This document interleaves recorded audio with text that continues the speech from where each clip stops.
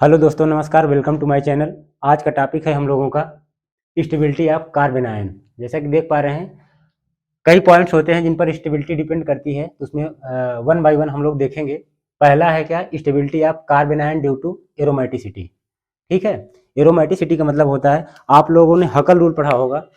हकल rule में क्या होता है, 4n+2 पाई इलेक्ट्रॉन। अगर इस सिस्टम को फॉलो करता है कोई भी रिंग जो है एरोमेटिक कंपाउंड, तो क्या कहलाता है, एरोमेटिक कंपाउंड है या एरोमेटिसिटी है। ठीक है। तो चलिए हम लोग देखते हैं पॉइंट वाइज।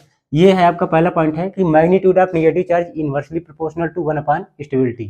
कहने का मतलब यह है कि कोई ऐसा फैक्टर जो क्या करे, नेगेटिव चार्ज के मैग्नीट्यूड को बढ़ाए या घटाए। अगर वो क्या करेगा, नेगेटिव चार्ज बढ़ेगा, स्टेबिलिटी उसकी क्या हो जाएगी, घटेगी। इन्वर्जन का मतलब यही होता है, डायरेक्ट प्रोपोर्शन में होता तो अगर ये बढ़ता तो ये भी बढ़ जाता, स्टेबिलिटी भी बढ़ जाती। लेकिन अभी ये बढ़ेगा तो ये घटेगा, अगर ये बढ़ेगा तो निगेटिव चार्ज का मैग्नीट्यूड घट जाएगा। दूसरे पॉइंट पे क्या है, delocalisation of negative charge is directly proportional to stability. ठीक है। निगेटिव चार्ज जो आपका होगा, जितना ज्यादा डीलोकलाइज करेगा उतना ही ज्यादा क्या हो जाएगा, वो स्टेबल हो जाएगा। ठीक है। थर्ड पॉइंट में आता है, number of resonating structure is directly proportional to stability. मान लीजिए आपके पास जो भी मॉलिक्यूल्स हैं, ठीक है, उनका रेजोनेटिंग स्ट्रक्चर जितना ज्यादा होगा उसकी स्टेबिलिटी क्या होगी, उतना ही ज्यादा होगी। ठीक है। तो आगे देखते हैं हम लोग कि the stability of carbon ion depends upon the delocalisation of negative charge. कहने का मतलब जो स्टेबिलिटी होती है कार्बन आयन की, वो किस पर डिपेंड करती है कि कितना मूवमेंट कर रहा है, डीलोकलाइजेशन वो कितना कर रहा है, कौन, नेगेटिव चार्ज। ठीक है। इसीलिए कहा गया है कि more the delocalisation of negative charge more will be the stability. जितना ज्यादा क्या करेगा, वो डीलोकलाइज करेगा, उतना ही ज्यादा क्या होगा, वो मॉलिक्यूल स्टेबल होगा। नेक्स्ट पॉइंट में देखते हैं कि stability of carbon ion also depends how the negative charge fastly delocalise in the ring system. कहने का मतलब किसी भी रिंग सिस्टम में जितना ज्यादा आपका ये निगेटिव चार्ज है वो डीलोकलाइज करेगा, उतना ही ज्यादा क्या हो जाएगा, वो स्टेबल हो जाएगा। ठीक है। तो इस पॉइंट को नोट कर लीजिए, स्क्रीनशॉट ले लीजिए। तो हम लोग आगे बढ़ते हैं।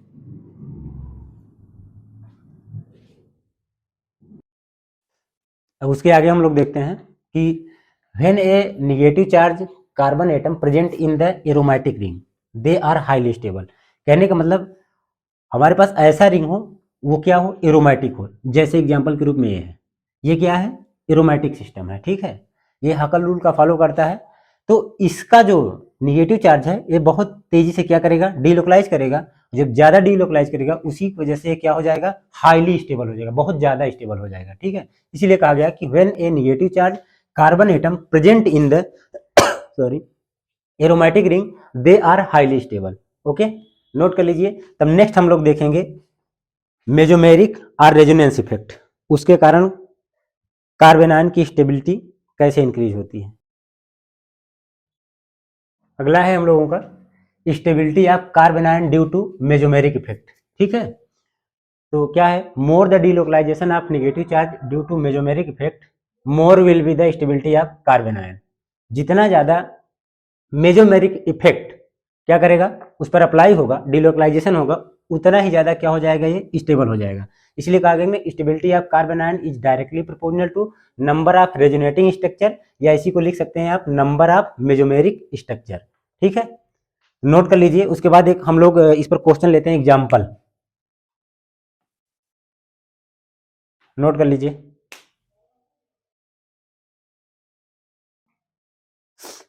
देखिए एग्जाम्पल है, क्वेश्चन भी है एक प्रकार से। देखिए एबीसी। अब इनको हम लोग देखेंगे और रेजोनेटिंग स्ट्रक्चर या हाइपर कॉन्जुगेटिव स्ट्रक्चर के आधार पे इसकी स्टेबिलिटी को हम लोग क्या करेंगे, इसके स्टेबिलिटी आर्डर को हम लोग देखेंगे किस तरीके से, कौन ज्यादा स्टेबल है और कौन कम स्टेबल है। ठीक है। तो अगर यहाँ पे देखेंगे आप, इसका रेजोनेटिंग स्ट्रक्चर बनाएंगे तो क्या होगा, जैसे ये जो है कि यहाँ पे आएगा तो ये पाई इलेक्ट्रॉन किस पर चला जाएगा, इस पर चला जाएगा। इस तरीके से क्या हो जाएगा, CH2 minus single bond CH double bond CH2। ठीक है। ये इस तरीके से हो गया। अब नेक्स्ट को देखेंगे हम लोग, इसमें क्या हो जाएगा, यदि ये कहां पे आएगा, यहां पे, ये कहां पहुंच जाएगा, इसके पास पहुंच जाएगा। CH2 double bond CH CH negative, ये क्या हो जाएगा CH डबल बॉन्ड CH2। ठीक है, इस तरीके से। और नेक्स्ट स्टेप में अगर देखें तो क्या हो जाएगा, ये यहाँ पे आएगा तो ये जो आपका पाई बॉन्ड है इस पर शिफ्ट हो जाएगा, तो एक और स्ट्रक्चर बन जाएगा CH2 minus CH double bond CH single bond CH double bond CH2। ठीक है, आपने क्या लिख रखा है sorry, stability of carbon ion is directly proportional to number of resonating structure. Means जिसका रेजोनेटिंग स्ट्रक्चर जितना ज्यादा होगा वो उतना ही ज्यादा क्या होगा, स्टेबल होगा। तो कार्बन आयन में देखिए ए बी सी में देखिए सबसे ज्यादा किसका है, सी का है, तब बी का है और ए का है। अगर डिक्रीजिंग आर्डर, इसका स्टेबिलिटी आर्डर लेंगे हम लोग,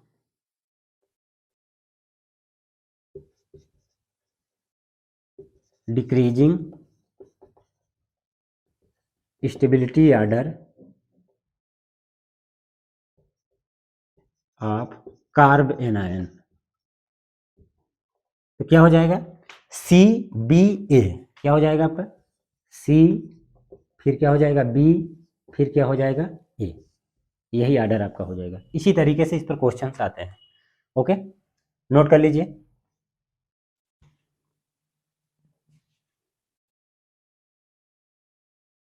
अगला पॉइंट है हम लोगों का कि stability of carbon ion due to inductive effect, कि जो हमारी कार्बन आयन की स्टेबिलिटी होगी वो जो है इंडक्टिव इफेक्ट पे कैसे डिपेंड करती है। वही है कि any factor which increase the magnitude of negative charge decrease the stability of carbon ion. अगर कोई भी ऐसा फैक्टर जो निगेटिव चार्ज, कार्बन आयन के निगेटिव चार्ज को क्या करेगा, इंक्रीज करेगा, तो वो स्टेबिलिटी क्या हो जाएगी, डिक्रीज हो जाएगी। ठीक है, stability of carbon ion. Whereas the factor which decreases the magnitude of negative charge, अगर वहीं पे क्या करे कि कोई ऐसा फैक्टर हो जो निगेटिव चार्ज, कार्बन आयन के निगेटिव चार्ज को क्या करे, वो डिक्रीज करे, तो उसकी स्टेबिलिटी क्या हो जाएगी, इंक्रीज हो जाएगी। तो वही है कि the magnitude of negative charge increase the stability of carbon ion. Overall जब आप देखेंगे फार्मूला कि magnitude of negative charge is inversely proportional to 1 upon stability of carbon ion. ठीक है, इसको नोट कर लीजिए, तब इसको हम लोग अप्लाई करते हैं कि अगर इंडक्टिव के दो पार्ट होते हैं प्लस आई एंड माइनस आई, तो बारी बारी से उसको हम लोग देखेंगे, केस स्टडी उसका करेंगे कि हाँ प्लस आई की वजह से क्या होता है, माइनस आई की वजह से क्या होता है। ओके, नोट करिए।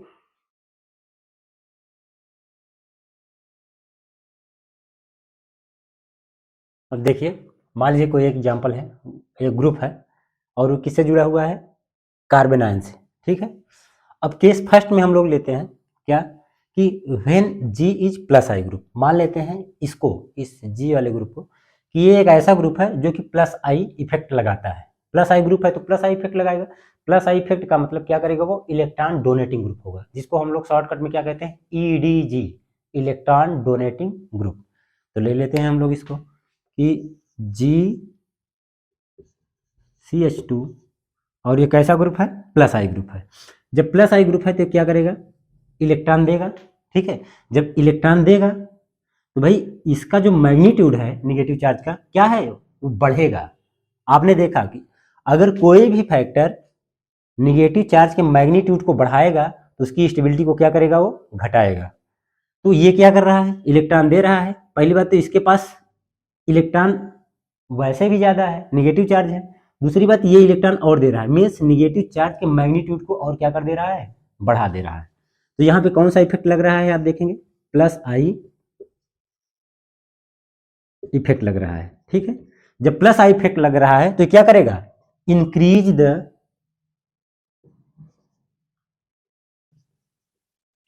The magnitude of negative charge, negative charge या कार्बन आयन। ठीक है, इंक्रीज कर रहा है। जब ये इंक्रीज करेगा निगेटिव चार्ज के मैग्नीट्यूड को, तो इसकी स्टेबिलिटी क्या होगी, decrease the stability of carbon ion. ठीक है, तो इस तरीके से घट जाएगा। समझ पा रहे हैं। कि ये क्या करेगा, ये ग्रुप अगर प्लस आई ग्रुप है, प्लस आई इफेक्ट लगाएगा, इलेक्ट्रॉन इसको देगा और इसकी जो मैग्नीट्यूड है निगेटिव चार्ज की बढ़ जाएगी। बढ़ने की वजह से इसकी स्टेबिलिटी क्या कर जाएगी, घट जाएगी, डिक्रीज कर जाएगी। ओके, नोट कर लीजिए। अगर ध्यान से देखें तो एक फार्मूला भी यहीं पे राइज हो जाता है ना, कि मैग्नीट्यूड ऑफ निगेटिव चार्ज या स्टेबिलिटी ऑफ कार्बन आयन, आप लिख सकते हैं stability of carbon ion is inversely proportional to 1 upon plus I effect. समझ पा रहे हैं कि अगर प्लस आई इफेक्ट लग रहा है, कार्बन आयन है, तो प्लस आई इफेक्ट अगर वर्क कर रहा है उस पर, तो जान लीजिए कि उसकी स्टेबिलिटी क्या हो जाएगी, डिक्रीज करेगी, वो इंक्रीज नहीं करेगी। ठीक है, नोट कर लीजिए। नेक्स्ट वाले हम लोग देखेंगे कि सेकंड में देखेंगे कि ये क्या हो जाएगा, minus I group. Okay,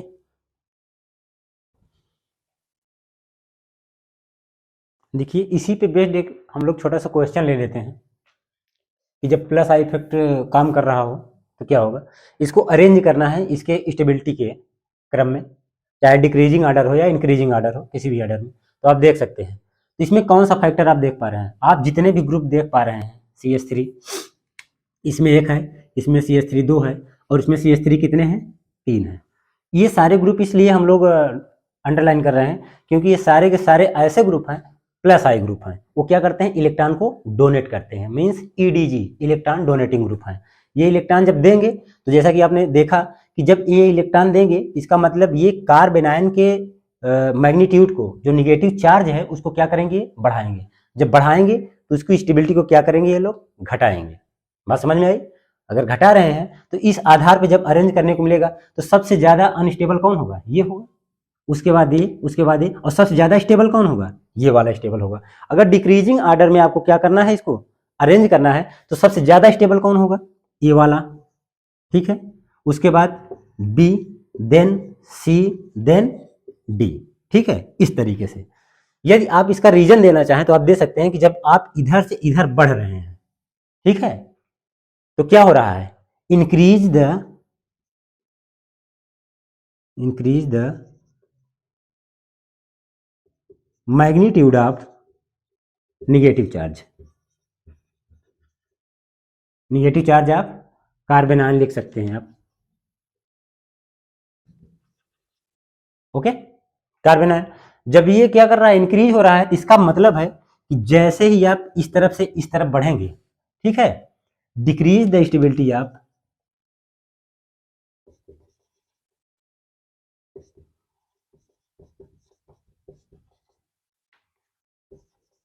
carbon ion.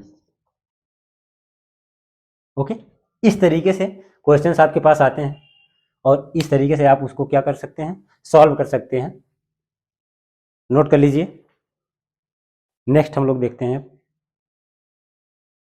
अब सेकेंड केस हम लोग ले रहे हैं क्या, कि when G is minus I group. ओ, इसमें यह लगा लीजिए, अमूमन मैं ऐसा मिस्टेक कर देता हूँ। When G is minus I group, ठीक, देखते हैं हम लोग माइनस आई ग्रुप, ये है CH2 माइनस। ठीक, अब अगर ये माइनस आई ग्रुप है, माइनस आई ग्रुप की टेंडेंसी क्या होती है, इंडक्टिव इफेक्ट में हमने बताया था कि माइनस आई ग्रुप जो होते हैं वो इलेक्ट्रॉन को क्या करते हैं, बॉन्डिंग का जो इलेक्ट्रॉन होता है या इलेक्ट्रॉन सिग्मा इलेक्ट्रॉन होते हैं, उनकी टेंडेंसी होती है कि वो अपनी तरफ क्या करते हैं, खींचते हैं। मीन्स जहां पे प्लस आई ग्रुप दे रहा था वहीं पे जो माइनस आई ग्रुप होगा क्या करेगा, इलेक्ट्रॉन को लेगा, किसकी तरफ से, ये जो कार्बन आयन का कार्बन है इससे इलेक्ट्रॉन को क्या कर रहा है, ले रहा है। तो आप अगर ध्यान से देखें इसको, तो ये क्या कर रहा है, निगेटिव चार्ज के मैग्नीट्यूड को क्या कर रहा है, कम कर रहा है।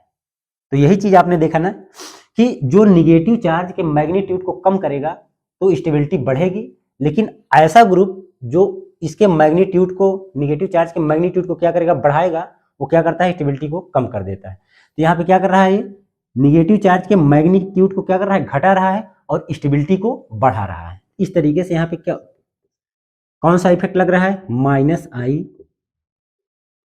इफेक्ट लग रहा है। माइनस आई इफेक्ट लग रहा है, कर क्या रहा है वो, decrease the magnitude of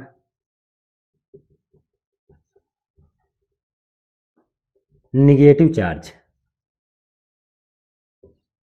of carbon ion. ठीक है, जब ये कर रहा है स्टेबिलिटी क्या हो रही है, बढ़ रही है। क्या लिखेंगे आप, इंक्रीज द स्टेबिलिटी ऑफ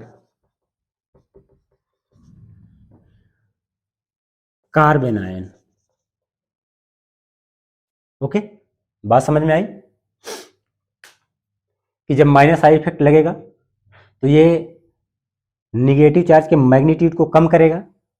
जब निगेटिव चार्ज के मैग्नीट्यूड को कम कर रहा है तो स्टेबिलिटी को क्या कर रहा है, ये इंक्रीज कर रहा है, means increase the stability of carbon ion. Okay, बात समझ में आई, नोट कर लीजिए या स्क्रीनशॉट ले लीजिए आप लोग।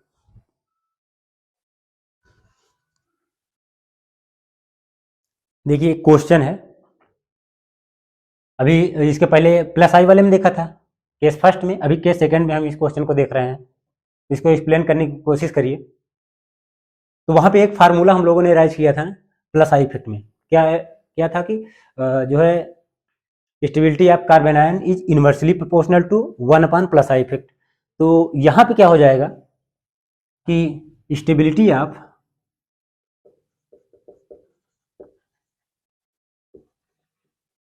Carbon ion is directly proportional to minus I effect. अगर माइनस आई इफेक्ट लग रहा है तो ये इसके क्या होगा, डायरेक्ट प्रोपोर्शन में होगा। ठीक है, क्यों, क्योंकि जितना ज्यादा माइनस आई इफेक्ट लगेगा उतना ही ज्यादा कार्बन आयन की स्टेबिलिटी बढ़ेगी। ठीक है, कोई दिक्कत।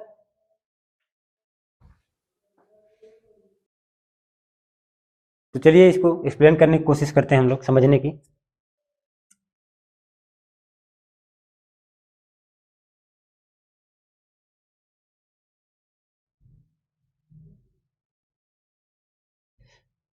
यहां पे माइनस आई इफेक्ट तो लग नहीं रहा है।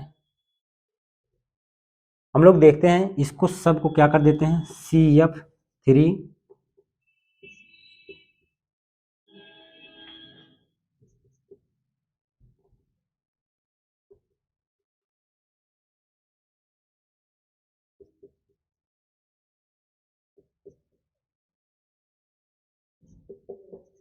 अब इलेक्ट्रॉन विथ ड्राइंग ग्रुप हमको मिल गया। तो आप अगर ध्यान से देखें तो इसमें क्या है, CF3, इसमें एक ग्रुप, इसमें 2 ग्रुप है, इसमें 3 ग्रुप। सबसे ज्यादा ग्रुप किसमें लगा हुआ है भाई, अगर ये इस तरफ से भी इस तरफ से खींच रहा है, इस तरफ से, 3 तरफ से क्या कर रहा है, इसके मैग्नीट्यूड को, मतलब निगेटिव चार्ज के मैग्नीट्यूड को कम।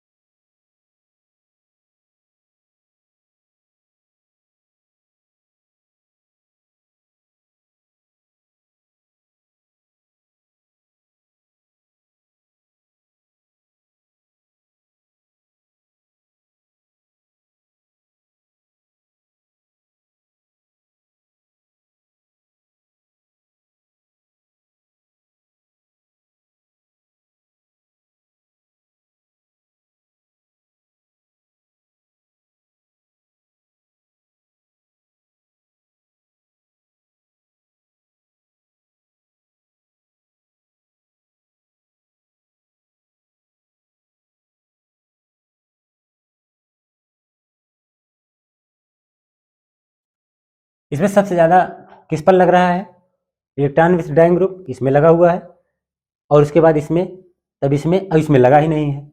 इसका मतलब ये है कि सबसे ज्यादा माइनस आई इफेक्ट इसी पर वर्क कर रहा है, सबसे ज्यादा स्टेबल ये, फिर उसके बाद ये, तब ये, और लास्ट वन ये वाला। तो इस तरीके से हमारा ऑर्डर हो जाएगा decreasing order of stability, DCBA। बात समझ पा रहे हैं, यहां से समझ सकते हैं कि stability of carbon ion is directly proportional to minus I effect है ऐसा। तो इस तरीके से हम इसी कंडीशन के आधार पे इस क्वेश्चन को क्या कर सकते हैं, सॉल्व कर सकते हैं।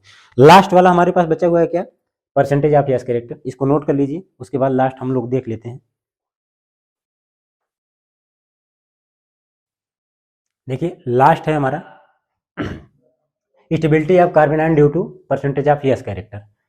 तो किस तरीके से परसेंटेज ऑफ यस कैरेक्टर पे हमारा जो है स्टेबिलिटी डिपेंड करता है कार्बन आयन की, आप देख सकते हैं कि when the yes character increases electronegativity of atom also increases, कि जैसे जैसे हमारा परसेंटेज ऑफ यस कैरेक्टर क्या करता है, इंक्रीज करता है, वैसे ही हमारा जो आपका इलेक्ट्रोनिगेटिविटी है वो भी क्या करता है, इंक्रीज करता है। और आपने देखा कि जैसे जैसे इलेक्ट्रोनिगेटिविटी बढ़ती जाएगी, जो आपका कार्बेनाइन की जो स्टेबिलिटी है वो क्या हो जाएगी, बढ़ती हुई चली जाएगी। क्यों? क्योंकि इलेक्ट्रोनिगेटिविटी का कैरेक्टर ये होता है कि वो क्या करता है, इलेक्ट्रॉन को अपनी तरफ खींचता है। इलेक्ट्रॉन को जब अपनी तरफ खींचेगा तो इसका मतलब ये है कि जो निगेटिव चार्ज का मैग्नीट्यूड है वो क्या करेगा, कम करेगा। जब निगेटिव चार्ज का मैग्नीट्यूड कम होगा तो उसकी स्टेबिलिटी क्या हो जाएगी, बढ़ जाएगी। बात समझ में पा रहे हैं? जैसे एग्जाम्पल ग्रुप में हम लोग लेते हैं, मान लीजिए हमारे पास क्या है, CH3 CH2 और दूसरा क्या है CH2 double bond CH negative, और तीसरा वाला जो आपका एग्जाम्पल है, मान लीजिए आपके पास क्या है CH, इस तरीके से। ठीक है, अब आप इसमें पहले सर्वप्रथम क्या देखें, परसेंटेज ऑफ यस कैरेक्टर देख डालें। पहले हाइब्रिडाइजेशन इसका देखिए, इसमें कौन सा हाइब्रिडाइजेशन है, इस कार्बन में और इस कार्बन में, मतलब जिन पर जो है निगेटिव चार्ज है कार्बन पर, उसके हाइब्रिडाइजेशन को हम लोग देखेंगे। कि इसमें अगर देखिए तो क्या है, ये sp3, इसमें sp2 और इस वाले कार्बन में sp। अब परसेंटेज ऑफ यस कैरेक्टर हम लोग निकालेंगे तो इसमें क्या हो जाएगा, 25% निकलेगा, इस वाले में इतना परसेंट 33.33%, और इसमें डायरेक्ट क्या हो जाएगा 50% यस कैरेक्टर। तो सबसे ज्यादा परसेंटेज ऑफ यस कैरेक्टर किसमें है, आप देखेंगे तो इसमें है। तो सबसे ज्यादा अगर इनमें स्टेबिलिटी की बात की जाएगी तो सबसे ज्यादा स्टेबल कौन हो जाएगा, ये हो जाएगा, और देन कौन हो जाएगा, ये हो जाएगा। देन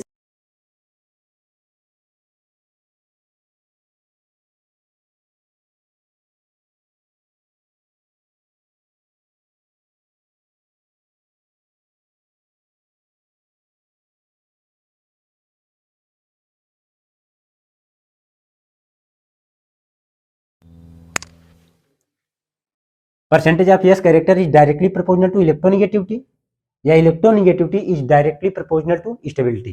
ठीक है, इस तरीके से आप एक्सप्लेन कर सकते हैं इसको। तो ये रहा है आपका जो है स्टेबिलिटी ऑफ कार्बन आयन। आज का वीडियो यहीं पे समाप्त करते हैं, मिलेंगे नेक्स्ट वीडियो में, तब तक के लिए धन्यवाद।